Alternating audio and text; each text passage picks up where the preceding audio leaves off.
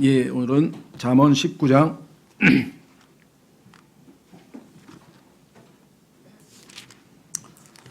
16절서부터입니다. 잠언 19장 16절서부터 계속해서 하나님의 지혜의 말씀, 우리가 경구 형식으로 짤막짤막하게 되어 있는 말씀이기 때문에, 그렇죠?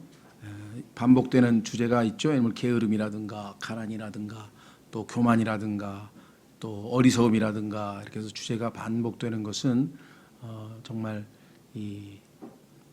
그 하나님께서 가르치시는 그런 교육 효과입니다. 그래서 아마 저희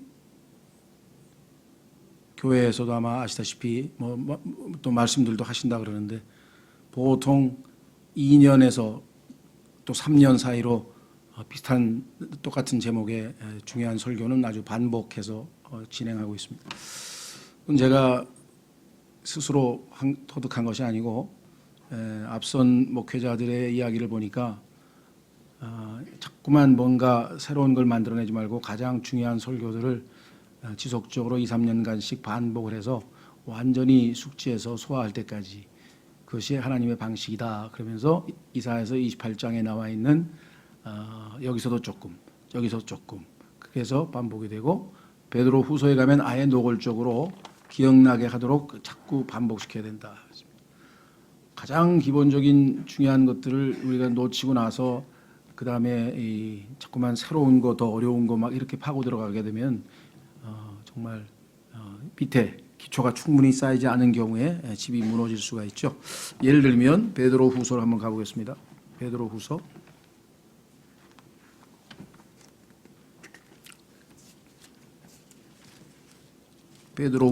1장. 오늘 우리가 잠언에서 다루려고 하는 주제도 이미 한 번씩은, 몇 번씩은 다 앞서서 다룬 내용들이거든요.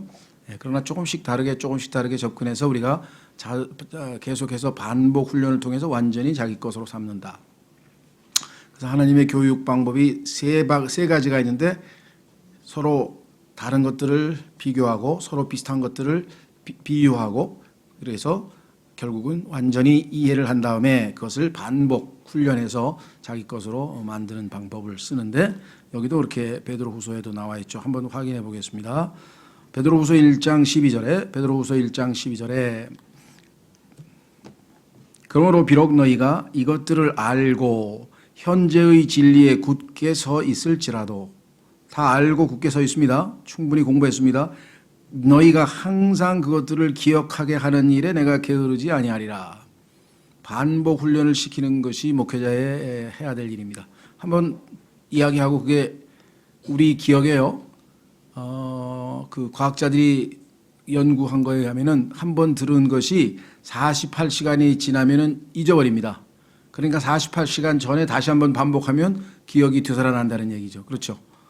그래서 저 공부를 제대로 하는 사람은 48시간 전에 다시 한번 읽어보고, 그 다음에 또 다시 읽어보고, 그래서 한 대여섯 번 읽어서 완전히 자기 것으로 만들어야지, 막 줄 긋고 미끌줄 쥐고 막 웬다고 해서 그 외워지는 게 아니에요. 그게 반복 훈련이라는 것이 가장 좋은 방법인데, 여기 보시면 13절, 참으로 내가 이 장막에 있는 동안에, 장막은 자기 육체를 얘기하죠. 그러니까 죽지 않고 살아있는 동안에 너희가 기억나게 하여 너희를 일깨우는 것이 합당한 줄로 생각하노니, 이는 우리 주 예수 그리스도께서 내게 보여주신 것 같이 내가 머지않아 반드시 나의 이 장막을 벗어야 할 줄 알기 때문이라. 내가 이제 죽을 때가 다가오는데 그 전까지 계속해서 너희를 반복 훈련을 좀 시켜야 되겠다. 15절, 또한 내가 떠나간 뒤에도 너희가 항상 이것들을 기억할 수 있도록 내가 애쓰리라. 그러니까 얼마나 반복 훈련이라는 것이 중요한 건지, 그렇죠. 하나님께서도 그래서 비슷비슷한 내용을 여기서 조금, 여기서도 조금, 저기서도 조금, 여기서도 조금, 여기서 조금 반복해서 우리 그래서 우리 그 교회에서 반복해서 나오는 그런 이 설교라든가 이런 것들은 의도적으로 적절한 타이밍에 다시 한번 이렇게 강조하기 위한 것이니까, 그리고 그것은 선배 지혜로운 사역자들의 방법이고 또 하나님께서 우리에게 가르쳐 주신 좋은 방법이다. 잘 기억하시면 되겠고요. 자, 그래서 잠언 오늘도 보면은 16절 읽어보면 비슷비슷한 것 같은데 왜 이렇게 하나님께서는 길게 30장에 걸쳐서 자주 반복을 하실까? 유사한 테마가 여기서도 나오고 저기서 나오고 계속 그러죠. 자, 19장 16절 명령을 지키는 자는 자기 혼을 지키거니와 그분의 길들을 멸시하는 자는 죽으리라. 우리가 상식적으로 봤을 때 하나님의 명령, 다시 말해서 우리가 잘 아는 하나님의 십계명을 포함해서 구약 성경 전체를 포괄해서 우리가 명령이라고 할 수 있는데 그것을 지키는 자는 자기 혼을 지키거니와 그분의 길들은 그분의 명령에 설명이 되어 있죠. 하나님이 택하시는 길들. 그래서 같은 거죠, 사실은. 그분의 길들과 명령이 멸시하는 자는 죽으리라. 지키는 자와 멸시하는 자. 다시 말하면 하나님의 말씀에 대해서 어떠한 태도를 취하느냐에 따라서 인간의 모든 운명은 결정지어진다. 구원서부터 시작해서 우리의 영적인 성장을 포함해서 모든 것은 다 하나님의 말씀에 우리가 어떻게 반응하느냐에 달려 있죠. 자, 한번 출애굽기로 가보겠습니다. 출애굽기에 가보면은 거기에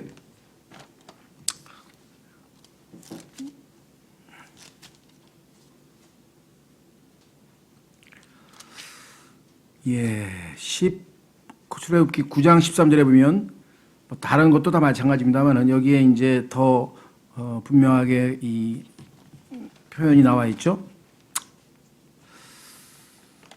하나님께서 이제 그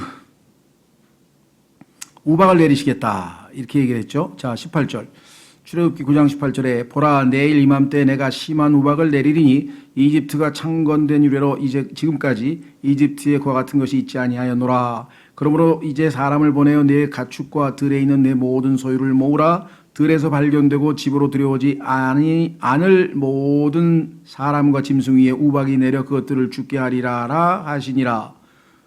이 명령을 듣고 자 보세요. 20절 파라오의 신하들 가운데 주의 말씀을 두려워한 자는 자기 종들과 가축을 피하게 하여 집으로 들여보냈으나 주의 말씀에 관심을 두지 아니한 자는 자기 종들과 가축을 들에 두었더라. 그래서 결국은 다 죽었다고 밑에 써 있지 않습니까? 하나님 말씀에 어떻게 반응하는지 무시하고 멸시했는가 지켰는가에 따라서 우리의 생명이 결정이 됐죠. 우리의 영원한 운명도 마찬가지죠. 복음에 대해서 우리가 그 말씀을 받아들여서 순종하면 복음에 순종하는 것을 믿음이라 그랬죠. 성경에 보니까 그 교리의 틀에 순종하여라고 써 있습니다. 자, 확인해 보겠습니다. 로마서 6장으로 가면 여러분과 제가 복음을 받아들였는데 그 복음을 믿은 것을 성경에서는 뭐라고 얘기하느냐? 복음에 순종했다 이렇게 써 있습니다. 로마서 6장.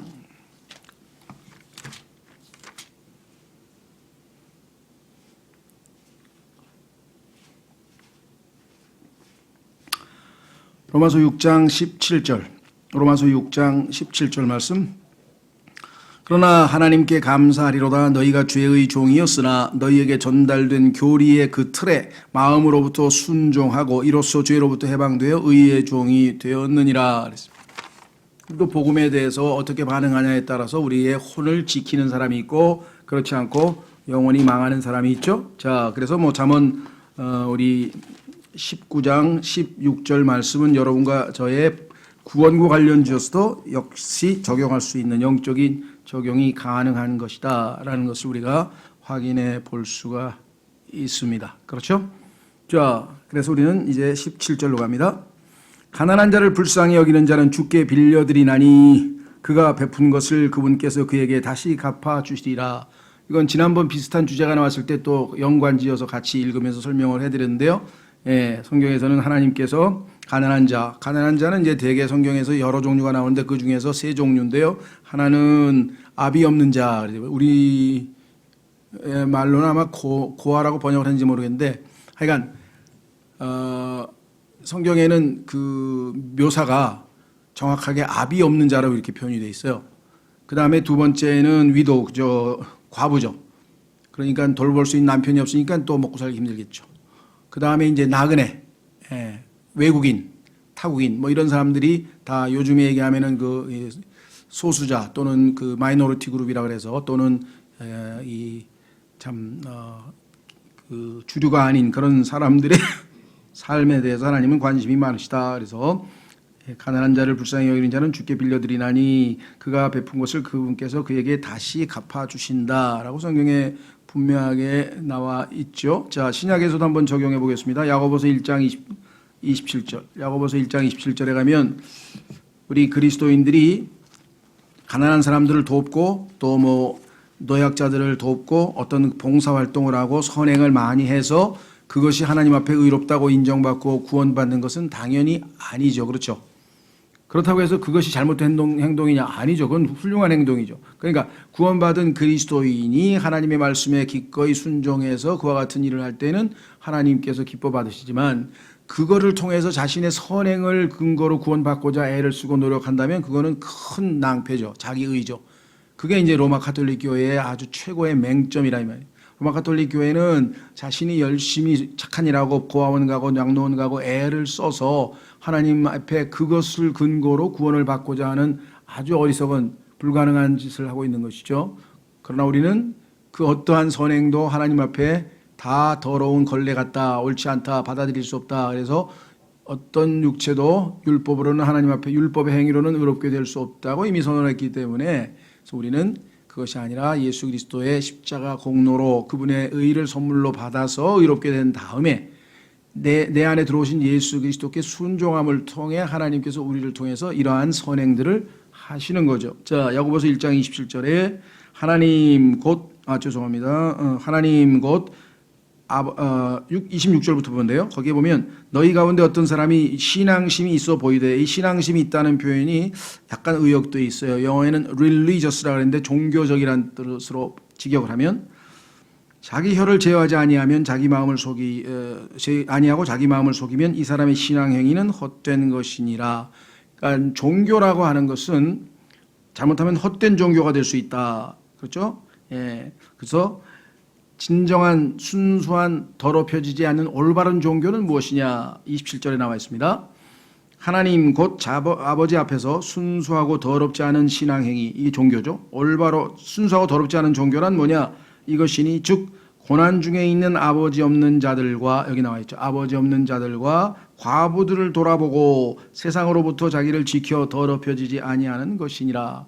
이것이 진정한 참된 종교 생활이라고 성경에 분명하게 나와 있습니다. 자, 그래서 가난한 사람에 대한 돌보는 것은 아주 아름다운 일이고 미덕인데 다만 조심해야 될 것은 그것을 근거로 해서 하나님 앞에 의롭다함을 얻는 선행이 될 수는 없다라는 사실을 우리가 분명하게 인식하지만 그렇다고 해서 그 애를 써서 그와 같은 일을 하는 사람은 그 나름대로 착하게 사는 거죠. 그렇죠? 못되게 아주 죄만 짓고 사는 사람들보다야 뭐 훨씬 낫지. 다만 그것이 구원의 근거가 되지 않는다고 말씀드리고 다만 우리 그리스도인들은 기회를 타서 하나님이 주신 때마다 가난한 사람들에 대한 돌봄과 실천을 하는 것이 마땅하다. 이렇게 성경에 분명하게 나와 있습니다. 그렇죠? 예. 그래서 우리의 신앙생활은 행위를 동반하는 신앙생활이라고 분명하게 나와 있습니다. 그래서 가난한 자를 불쌍히 여기는 자는 주께 빌려드리나니 하나님께서 그것을 다 기억하고 있다가 그가 베푼 것을 그분께서 그에게 다시 갚아주시리라. 다양한 방식으로 갚아주실 거예요. 그렇죠? 자기의 개인적인 아마 체험도 있으시고 더 있으실 터인데 자, 그 다음에 우리는 이제 18절로 갑니다. 소망이 있을 동안에 내 아들을 징계하되 그가 운다고 내 혼이 아끼지 말지니라. 자, 이거는 자녀 교육 또는 징계 관련지어서 아주 중요한 말씀인데 오늘날 현대 교육은 지금 나와 있는 하나님의 말씀을 정면으로 지금 위반하고 있죠. 반대로 가고 있죠. 예, 그래서 오늘날 지금 우리가 알고 있는 전혀 통제 불가능한 아이들이 지금 이 사회에 청소년기를 거쳐서 지금 점점 주류가 되어 가고 있습니다. 그렇게 되면 이제 다 속된 말로 왕자님들만 있기 때문에 신하는 하나도 없으니 누가 섬기냐고. 다 왕자만 처음부터 끝까지 다 왕자인데 왕자고 공주가 있는데 시중두 싸움에 아무도 없는 거야 이 세상에. 그냥 얼마나 참 피곤한 세상이 되는지 모르겠어요. 중국은 한술 더 떠서 뭐 소황제라 해. 황제. 왕도 아니고 소황제라 하는데 자녀를 참 이것이 불러올 그 뭐라고 표현할까요? 파장이 이미 뭐 미국도 잘못된 교육, 그 유명한 실용주의 교육자의 듀이라든가 러셀이라든가 이런 사람들이 만들어낸 잘못된 교육 철학 때문에 아이들을 매를 때리지 아니하고 친구 같은 아버지가 되라는 둥 헛소리만 잔뜩 늘어나가지고 아들하고 아버지하고 무슨 친구가 됩니까? 예? 완전히 정말 하나님 말씀과는 정반대로 가고 있는 거죠. 그러는 바람에 미국이라고 하는 나라는 정말 우리가 봐도 저게 지금 어떻게 된 건가? 그러니까 위아래가 없고 권위도 아무것도 없고 엉망진창이 되는데 우리나라는 지금 더 심해졌어요. 그렇죠? 예. 그래서 아이가 너를 때리기 전에 아이를 먼저 때려라. 때려서 키워야 나중에 부모 때리는 아이가 안 된다는 극단적인 얘기까지 나오는데요. 지금 정말 이미 그런 현상들이 전 세계 곳곳에서 다 일어나기 때문에 달리 특별히 드릴 말씀은 없고요. 하나님 말씀은 분명하게 소망이 있을 동안에, 이 소망이 있을 동안이라고 하는 게 어떻게 해석할 것인가? 젊을 때라는 얘기죠. 이제 자기의 주관과 고집이 딱 서기 전에. 그래서 미국에서는 신학자들을 보니까 미국 남자는 16세, 여자는 14세라 그랬는데 그게 무슨 근거로 했는지 모르겠어요. 미국적 현실에서는 아마 그렇게 되는 모양인데 저 같으면은 초등학교 때라고 좀 생각하고 싶은데요. 왜냐하면 중2 때 중2병 걸리면 이제 못 고친다 그러더라고요. 이제 아무리 해도 거의 불가능할 정도로 지금 요즘에 유행하는 게 중2병이라고 그러잖아요. 절대로 누구의 말도 안 듣는 상황이 된다 그러는데 그래서 제일 무서운 아이가 중학교 2학년 학생이라 그러는. 그러니 최소한도 우리 말에는 3살 버릇이 여든 간다 그러니까 3살 전에 잡으면 진짜 3살 전에 아이에게 잘못하면 매 맞는다는 게 딱 머리에 박혀 있으면은 잘못을 훨씬 덜 저지르겠죠. 그렇죠.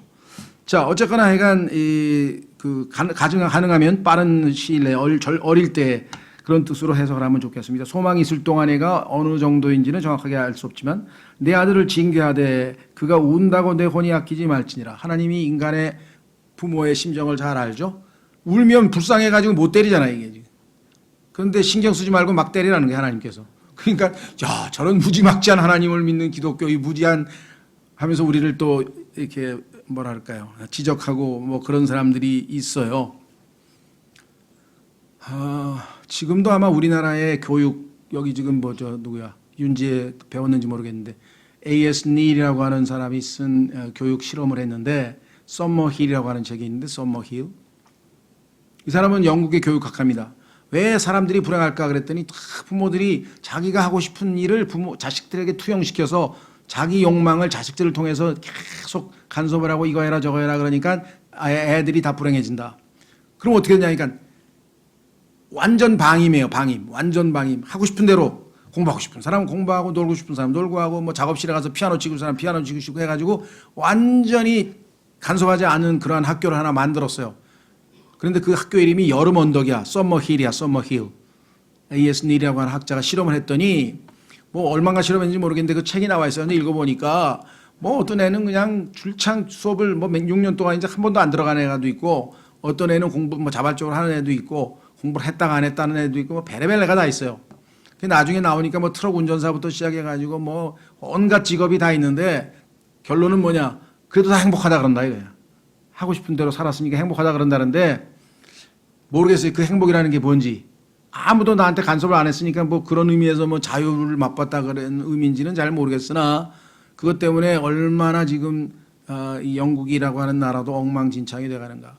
오죽하면 초등학교의 과목 중에 하나가 고발장 작성법을 가르쳐 줍니다. 부모가 때리는데 납득이 안 나면 무조건 고발을 해라 이거야.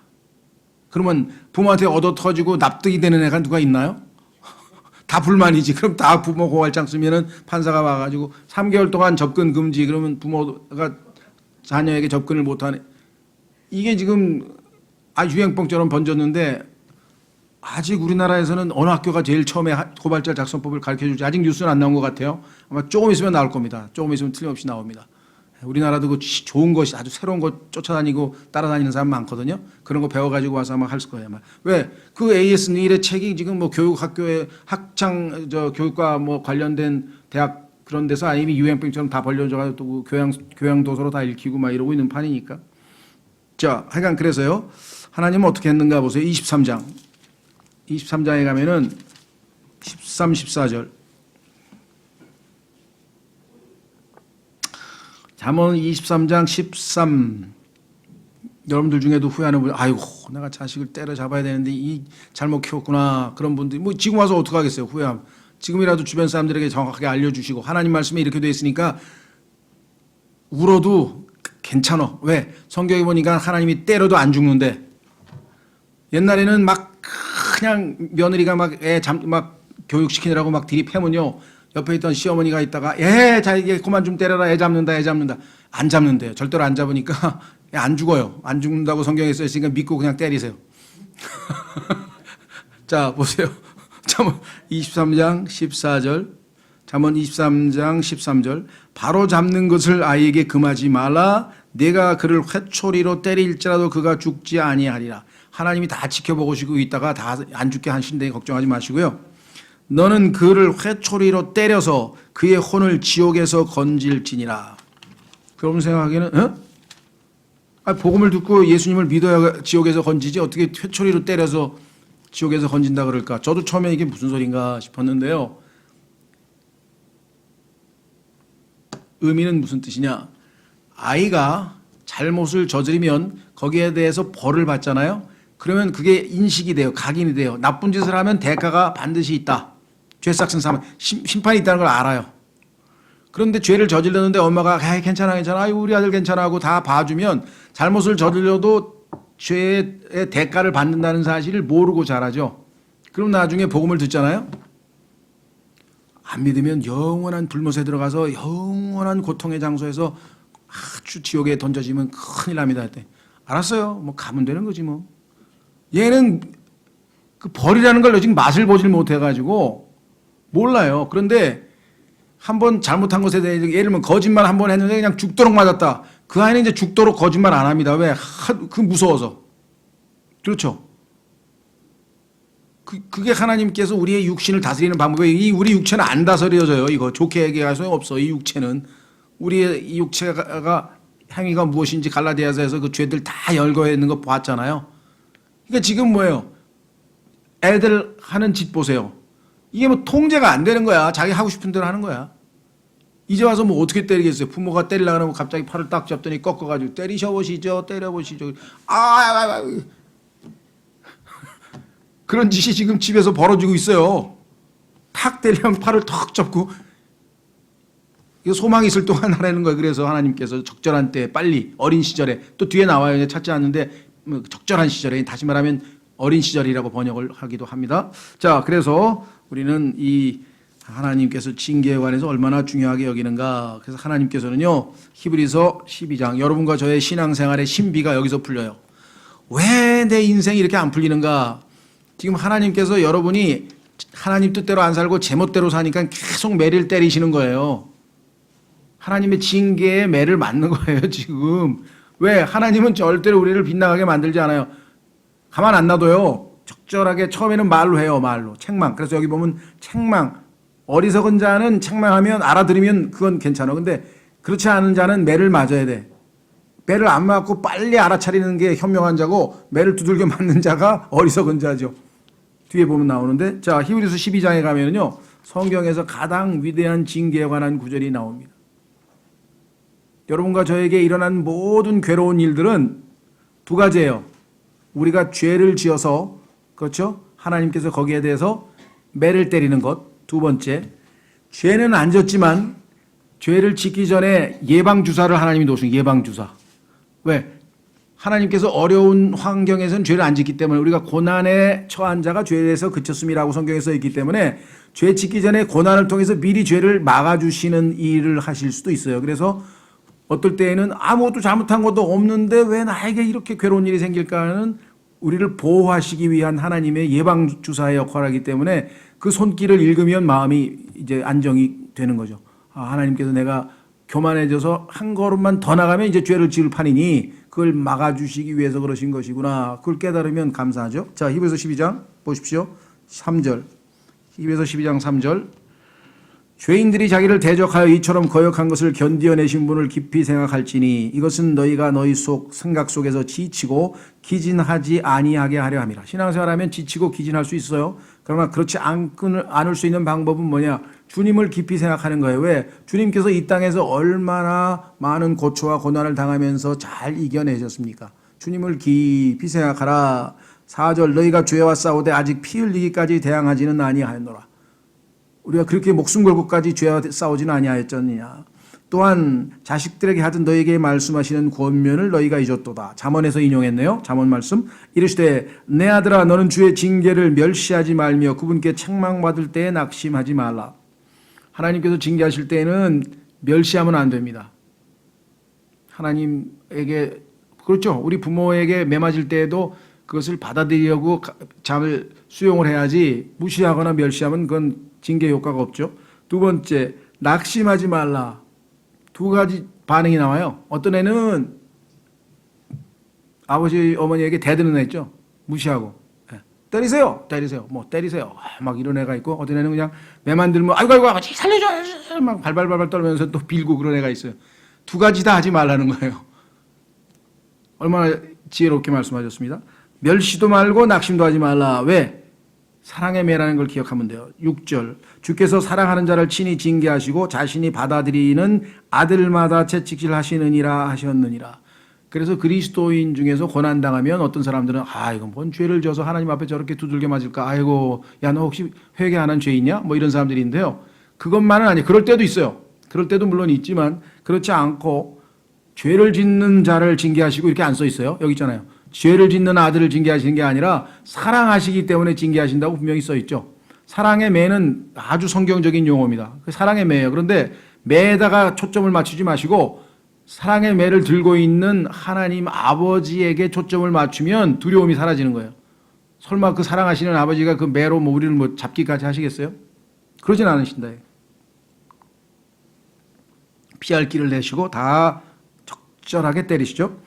그래서 받아들이는 아들마다 채찍질하시느니라 하셨느니라. 너희가 징계를 견디어내면 이게 있네. 이제 이걸 훈련시키는 거죠. 견디어내면 하나님께서 아들을 대우하듯 너희를 대우하시나니. 아들은 아들인데 여러분과 저를 아들을 대우하듯 하지 못해요. 왜? 하도 말을 안 들으니까. 인격적으로 존중해서 아들 대우하듯이든 하려면 우리가 징계를 잘 견디어내서 변화가 되는 거죠. 아버지가 징계하지 않는 자가 무슨 아들이냐. 너는 내 아들 아니니까 네 맘대로 살아라. 이러면 이거하고는 아니죠. 모든 사람이 징계를 받음으로 너희에게 징계가 없으면 너희가 사생하여 아들이 아니니라. 그래서 오히려 아무 일도 안 벌어지는 건 더 이상한 거죠. 분명히 하나님의 자녀면 내가 하나님 앞에 올바르지 못한 상태에 있다면 어떤 형태로든 하나님께서 징계를 하신다. 또한 우리에게 있던 우리 육체의 아버지들이 우리를 바로잡아도 우리가 그들을 공경하였거늘 하물며 영들의 아버지께 우리가 더욱 복종하고 이로써 살아야 하지 아니하겠느냐. 진실로 그들은 육신의 아버지들은 며칠 동안 자기들이 기뻐하는 대로 우리를 징계하였거니와. 그렇죠. 때로는 자기 기준에 따라서 우리 부모님들은 아이를 때리기 때문에 때로는 반발도 하고 하는데 하나님은 그렇지 않아요. 공평합니다. 그분께서는 우리의 유익을 위해 하시나니 때리는 목적이 우리에게 유익이 되도록 이것은 우리가 자신의 거룩함에 참여하는 자가 되게 하려 하심이라. 고난 없이는 거룩이 없습니다. 육신이 있는 한, 우리의 육신이 붙어있는 한 고난 없는 거룩은 없습니다. 이제 어떤 징계도 그 당시에는 기쁘게 보이지 아니하고 슬프게 보이나. 하나님의 징계의 손길을 지금 우리가 맡고 있다. 또는 하나님에게 회초리를 맡고 있다. 그럼 웃을 순 없죠. 괴롭고 힘들고 뭐 울고 불고 기도하고 뭐 하여간 뭐 어쩔 수 없어요. 그러나 당시에는 슬프게 보이나 그럼에도 불구하고 나중에는 이게 답이죠. 하나님은 나중에 결과물이 나옵니다. 그럼에도 불구하고 나중에는 그것으로 말미암아 단련된 자들에게 그것이 의의 화평의 열매를 맺느니라. 하나님께서 기뻐하시는 열매를 맺을 것이다. 이렇게 얘기했습니다. 자, 그래서 여러분이 나중에 자녀로부터 좋은 열매를 맛보려면 자녀 교육을 할 때 철저하게 하나님 말씀에 순종해서 하는 것이 옳다 그랬는데 오늘날 이 대원칙이 무너져 내려가지고요. 이 원칙이 아직도 좀 남아있는 데가 중동이라든가 이게 아주 보수적인 극보수적인 국가는 아직도 그런 게 있는 것 같아요. 그렇죠. 부모님 말 아주 순종 엄청 잘하죠. 예, 말 안 들으면 그냥 바로 맞으니까 바로 맞으니까. 자, 우리도 예전에 조선시대만 해도 그럼 얼마나 엄격했습니까? 그렇죠? 예. 자, 그래서 하여간 이 말씀은 오늘날 참 하나님께 대적하는 이 사회적 분위기와 우리나라의 지금 교육 정책의 모든 원칙이 여기서 다 무너지는 거예요. 지금 뭐 징계고 뭐고 다 없애버렸잖아요. 그럼 선생님 말을 듣나요? 선생님이 아무것도 학생들에게 할 수 없는데 회초리 한 대도 못 때리는 선생님 앞에서 애가 말을 듣겠어요? 그건 말이 안 되죠. 자, 그래서 다시 돌아옵니다. 18절까지 우리가 살펴봤고요. 그렇죠? 자, 19절. 크게 진노하는 자는 벌을 받으리니 내가 그를 건질지라도 반드시 또 그 일을 해야 하느니라. 크게 진노하는 자는 벌을 받으린다. 성경에 보니까 이 진노 때문에 나중에 벌 받은 사람, 예를 대표적인 사람 요나 같은 경우도 하나님 앞에 화를 내 가지고 그냥 나중에 벌 받은 사람이고요. 사울도 이 화를 내고 다윗을 죽이려고 막 하고 그래서 징계받은 사람이 있고요. 뭐 성경에 보면 한둘이 아닙니다. 예. 그래서 궁극적으로는 계시록 12장에 보면은 용이 이스라엘 여자에게 진노해서 막 대들고 그래가지고 또 마지막 심판 받죠. 그렇죠? 예. 그래서 하나님의 거룩한 진노 이외의 모든 진노는 그것이 잘못하면 나중에 큰 대가를 치르게 된다. 그래서 크게 진노하는 자는 벌을 받으리라는 것은 일상 우리의 삶에서도 적용이 되고 그 다음에 교리적으로는 대환란 때 마귀가 하나님을 대적해서 진노해서 그것의 대가로 결국은 영원한 형벌에 처하게 되고 정죄를 받게 된다라고 하는 교리적 적용도 가능합니다. 그렇죠? 예. 자, 그 다음에 여기에서 또 내가 그를 건질지라도 반드시 또 그 일을 하느니라. 이 얘기는 뭐냐면요. 잘못은 반복되는 경향이 있어요. 그래서 한번 찔끔찔끔 때려가지고는 안 돼요. 그냥 호되게 한번 그 매를 맞아야 그 다음에 안 하죠. 그렇죠? 예. 그러니까 징계가 약하거나 그러면은 결국은 효과가 없습니다. 우리나라 같은 경우도 뭐 요즘 어떤지 모르겠어요. 뭐 담배꽁초 같은 거 버리면 벌금 내나 안 내나 잘 모르겠는데 우리도 이제 버리면 얼마 내죠? 요즘엔 내나? 제도가 바뀐 것 같은데 한동안. 근데 하여간 오래전부터 싱가포르 같은 경우에는 그냥 담배꽁초 버리면 10만 원, 침 뱉으면 10만 원, 하여간 종이 버리면 10만 원. 그럼 돈 그걸 어떻게 다 감당해? 못 버려요. 그래서 뭐 세계에서 제일 깨끗한 도시가 싱가포르이 됐다는 얘기 간단해. 왜? 그냥 벌을 내리면 안 해, 사람들이. 아프리카 어떤 나라는 도둑이 없대요. 왜 도둑이 없냐 했더니 거기는 그냥 한 번 도둑질하면 왼손 자르고 두 번째 도둑질 오른손 자르고 세 번째 목을 쳐. 도둑이 있을 리가 없지 그 나라는. 우리나라 강도 성범죄 이거 깨끗하게 해결할 수 있어요. 다 성경에 나오면. 왜? 벌을 거기에 걸맞게 처벌을 가하면 그렇죠. 예를 들면 첫 번째 성범죄 무기징역 그러면 성범죄 하겠어요? 예? 살인 반드시 사형. 그러면 살인 함부로 하겠어요? 그렇죠. 예. 그래서 보세요. 전도서 8장 11절에 이 땅에 범죄가 줄어들지 않는 이유가 써 있어요. 그것은 뭐냐? 징벌이 약해서 그래. 징벌이 약해서. 전도서 8장 11절 우리 얼마 전에 공부한 것 같은데요. 전도서 8장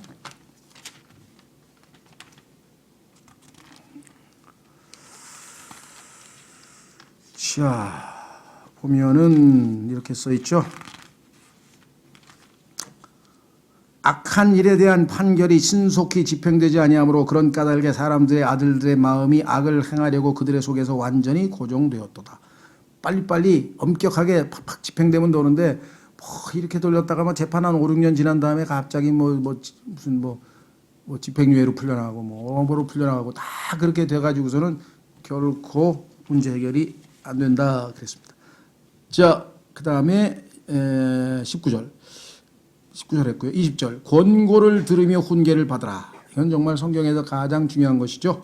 권고라고 하는 단어는 여기에 카운슬이라고 그랬는데요. 이 단어는 성경에서 우리가 조언이라고도 하고요. 계획이라고도 하고 번역이 좀 다양하게 되는데 여기서는 지금 권고라고 그랬네요. 우리 충고라고도 할 수 있고요. 권고를 들으며 훈계를 받으라. 이 훈계는 디모데후서에 보면은 하나님께서 성경을 기록하신 목적 중에 하나가 의로 교육하기 위함이라고 할 때 그때는 교육이라고 번역이 되어 있는데요. 인스트럭션이라는 표현이 하여간 이런 우리말에 있어서의 어떤 단어 대 단어의 일치가 잘 안 되는 것은 우리말의 한계니까 일단 그렇게 하고 할 수 없이 영어의 도움을 좀 받아야 되겠는데 여기 보시면 권고는 카운슬인데 예수님께서 원더풀 카운슬러, 위대한 상담자라고 우리가 이사야서 9장 6절에서 봤었죠. 자, 그다음에 훈계는 하나님의 말씀의 기록 목적 중에 하나가 우리를 의로 교육하는 거라 그랬죠. 그러니까 이게 다 하나님의 말씀을 들으라는 말씀과 마찬가지죠. 그렇죠. 그러니까 권고를 들으며 훈계를 바라다 하나님의 말씀으로부터 우리가 듣는 이러한 조언과 훈계 이런 것들을 우리가 잘 받아들이면 순응하면 어떻게 되겠어요? 그리하면 내가 내 마지막 끝에 지혜롭게 되리라. 그렇습니다. 뭐 1차적으로 우리가 구원받아서 하나님 앞에 상급을 받을 수도 있는 것이고요. 그렇죠. 마지막 때. 그 다음에 이 세상에서 개개인도 마찬가지입니다. 하나님의 말씀대로 인생을 살면 하나님께서 그의 삶에서 풍성한 열매를 맺혀 주실 것이고, 심지어는 국가도 마찬가지예요. 이스라엘이라고 하는 국가가 출발은 잘했지만 하나님의 권고와 훈계를 거부함으로 말미암아 멸망당해서 바벨론으로 포로 잡혀가고 아시리아로 포로 잡혀가는 비극을 맞게 됩니다. 마지막 끝에. 다만 여기서 이제 우리가 중요한 게 여기는 단어는 뭐냐면요, 끝이에요. 끝. 여기 내 마지막 끝에 했을 때는 우리가 교리적으로 치면은 환란 또는 예수 그리스도의 재림 때와 연관이 되어 있는 것이기 때문에 우리 교리적으로 그렇게 해석을 하면 되겠고, 자, 여기서 얘기하는 권고와 훈계는 하나님의 말씀을 통해서 우리에게 주시는 권고와 훈계인데, 우리는 그 권고와 훈계 대신에 이 세상에 사는 대부분의 사람들은 다 세상에서 가져다 주는 신문 정보, 신문에서 정보를 얻죠. 학교에서 교육을 받죠. 그다음에 뭐 학자들이 가르치죠. 선생들이 있고 사상가가 있고 뭐 철학자가 있고, 결국은 하나님 말씀 이외에 잘못된 권고라 이런 것들을 듣다 보면 결국은 마지막 끝이 뭡니까? 아무리 이 땅에서 뭐 성취하고 그럴싸하게 살아도 마지막에 다 영원한 형벌의 장소인 지옥으로 가버리는 거잖아요. 그렇죠. 그러니까 얼마나 비참하냐 이 말이죠. 그렇죠? 자, 그래서 21절 보시면 사람의 마음에 많은 계획이 있을지라도, 이 땅에 있는 사람들은 뭐 무슨 유엔도 만들고 뭐 유네스코도 만들고 세계 무슨 기후학회도 만들고 세계 뭐 평화조약도 뭐 평화협회도 만들고 뭐 별의별 계획을 다 짭니다. 인간이 만들어낸 플랜이고 계획이고 뭐 이 세상에 아마 그런 협의체 회의체 하면 뭐 수십억 개 될 거예요. 수천 개. 셀 수도 없이 많은 회의가 여기서 열리고 저기서 열리고 뭐 어린이 뭐 보호 뭐 무슨 회의가 열리고 저쪽에 가면 환경보호 회의가 열리고 저쪽에 가면 뭐 여성보호 회의가 열리고, 사람의 마음에 많은 계획이 있을지라도 인류의 미래를 뭐 미래학자들이 모여가지고 뭐 매년 뭐 미래를 어떻게 하자 그러고 뭐 별 계획을 다 짜봐야 그게 인간의 뜻대로 굴러갈 리가 없죠. 결국은 여기 나와 있죠. 주의 뜻 그것만 서리라 그렇습니다. 그래서 이 주의 뜻이라고 할 때도 이 단어가 또 카운슬이에요. 사실은 주의 계획이라고 하는 게 더 모르겠어요. 주의 계획만 서리라 그랬습니다. 자, 그래서 한 구절 찾겠습니다. 사도행전 20장으로 가면 바울은 주의 뜻을, 주의 계획을 다 알려줬어요. 그래서 우리는 이 세상에서 인간이 아무리 무슨 뭐 국가 무슨 몇 년 무슨 프로젝트 뭔 평화 뭐 프로젝트 뭔 프로젝트 뭐 별걸 다 만들어도 그렇게 될 리가 없어요. 되어 갈 리가 없어요. 그건 뻔히 알아요. 예, 우리는 좀 있으면 이 세상은 더욱 위험한 때가 온다고 성경에 써 있고, 그러면 주님의 몸된 교회는 휴거되고 결국은 이 땅에는 정말 악한 통치자가 등장해서 7년 동안에 엄청난 파괴적인 최악의 상태가 오는, 인류 역사 최악의 시기가 다가온다는 사실 우리는 다 알고 있고, 시기가 급하기 때문에 때를 얻든지 못 얻든지 말씀을 전파하라. 우리는 꾸준히, 자, 사도행전 20장 27절, 사도행전 20장 바울은 이렇게 얘기했습니다. 26절부터 하나님께서 자기에게 맡기신 사역을 감당했다. 그러므로 내가 이날 너희를 데려다가 증언하게 하거니와 내가 모든 사람의 피로부터 깨끗하니 이는 내가 지금까지 회피하지 아니하고 하나님의 모든 계획을 너희에게 밝히 말하였기 때문이라. 이 계획이 지금 하나님의 뜻은 굳게 서리라 했을 때 뜻이하고 같은 단어예요. 그러니까 우리는 이제 문맥 때문에 똑같은 단어를 계획, 뜻, 조언, 상담 이렇게 여러 가지로 번역을 했는데 이 카운슬이에요. 하나님께서 영원부터 영원까지 세워놓으신 그 계획만 제대로 수행이 되고 굳건하게 서 있지, 인간의 모든 계획과 지금 세계 평화를 위해서 만든 유엔을 통해서 세계가 지금 평화롭게 돼가고 있습니까? 세계 평화 안 와요. 네. 3차 세계대전이 성경에 예정되어 있는데 무슨 평화. 그것도 전무후무한 엄청난 전쟁이 터질 것을 성경에서 말씀을 해요. 전쟁과 전쟁의 소문은 더 늘어간다고 성경에 말씀을 했는데 무슨 평화가 오겠습니까? 자, 그래서요, 우리도 이 잠언 19장을 통해서 21절까지, 그렇죠? 잠언 19장 21절까지 오늘 살펴보았습니다.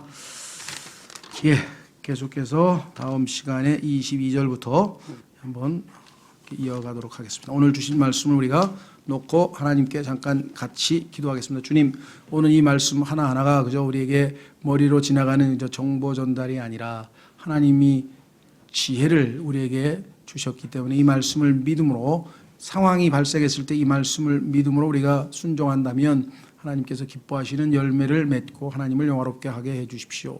다 같이 기도하겠습니다.